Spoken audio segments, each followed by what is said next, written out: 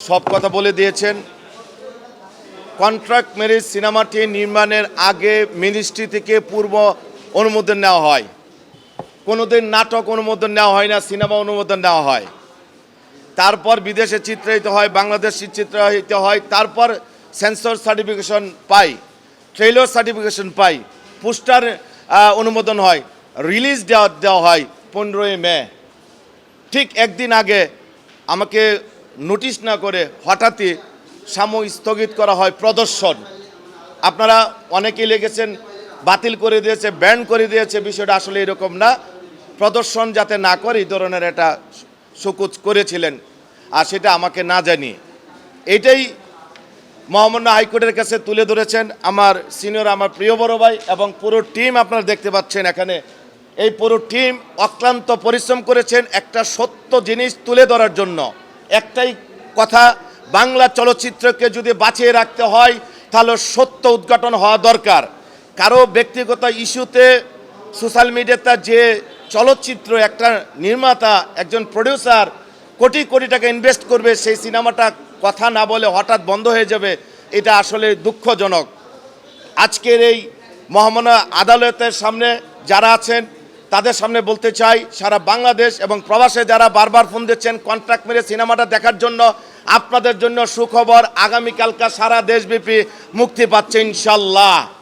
ইনশাল্লাহ আপনারা সারা দেশব্যাপী যেসব হলে নিচ্ছে, আমি হল লিস্ট দিয়ে দিচ্ছি, কালকে সারা দেশে মুক্তি পাবে। আপনারা সিনেমাটা দেখবেন, দেখে পাশে থাকবেন, বাংলা চলচ্চিত্রকে ভালোবাসবেন। এবং আমার সাথে আমি একটু অ্যাড করতে চাই।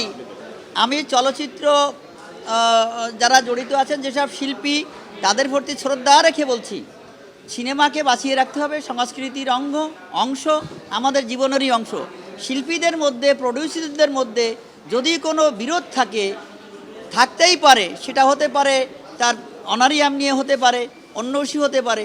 আমি আপনাদের মাধ্যমে এই শিল্পীদের আমি অনুরোধ করব, ওনারা যেন ওনাদের নিজস্ব যে সমিতি আছে, শিল্পী সমিতি, প্রযোজক সমিতি, সেখানে গিয়ে ওনারা একটা ফর্মাল কমপ্লেন দিলে সেটা বাই ওয়ে অফ মিডিয়েশনের মাধ্যমে নিষ্পত্তি করার জন্য, যাতে চলচ্চিত্রের প্রতি এদেশের মানুষের, আমাদের আস্থা এবং ভালোবাসা বজায় থাকে। আমার এই আহ্বানটা ওনাদেরকে পৌঁছে দিবেন, আপনাদের মধ্যে জানালাম। এখন সে অভিনয় করেন না তেমন একটা। গত 18ই এপ্রিল আমাকে সে রাত আনুমানিক 8টা এখানে আছে, আমার এখানে ফোন দিয়ে হঠাৎ করে একটা অশালীন কথা বলল। কথাটা হচ্ছে, আপনারা দেখেছেন সোশ্যাল মিডিয়াতে অনেকে মনে করেছে আমি কন্ট্রাক্ট বিয়ে করেছি মানে চিত্রনায়িকা মৌসুমীকে আমি বিয়ে করে ফেলেছি। এইটা ভাইরাল গত 2 বছর। সে আমাকে ডাইরেক্ট বলল, তুই মৌসুমীকে বিয়ে করেছিস, সেটা স্বীকার করলি কেন? আমি অবাক হলাম এবং তাকে বললাম এই ইন্টারভিউটা 2023 সালে দেওয়া, এটা কেটে ছেটে লাগিয়েছে, এরকম কিছু না। তারপর সে একটু উস্কানিমূলক কথা বলে এবং সে একটা থ্রেট করলো, ছবি রিলিজ দিবি না। পরের দিন আমেরিকা থেকে তার যে মাধ্যমে চিত্রনায়িকা মৌসুমী কাজ করেন, সেই মাধ্যম থেকে আমাকে একটা টাকা চাওয়া হইলো। উমর সানি সাহেবকে টাকা না দিলে সে ছবি রিলিজ দিবে না। এখন প্রশ্ন হলো, উনি তো সিনেমার কিছু নাই, তো ওনার ওয়েব শুটিং করেছে আমেরিকাতে, উনি তো বাংলাদেশে এই বিষয়ে জানেও না, সে কি টাকা চাইতে পারে? এটা আপনাদের কাছে হচ্ছে প্রশ্ন।